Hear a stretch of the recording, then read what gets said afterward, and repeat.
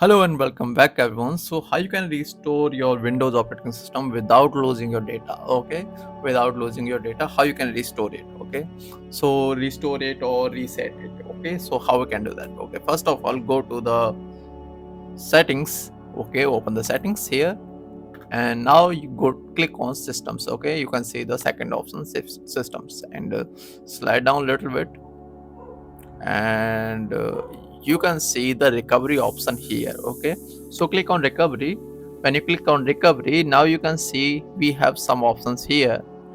It called reinstall, and there one more option, reset this PC. So click on reset this PC, okay? When you click on reset this PC, it'll ask you keep your files and remove everything, okay? So click on keep your files, okay? So I have selected the keep your files and select the local reinstall, okay? So click the local reinstall, okay? And click on next. Additional setting, it asks for additional settings, so just click next. It will take a little bit time, and so just wait, and things will preparing, and it will take a little bit time.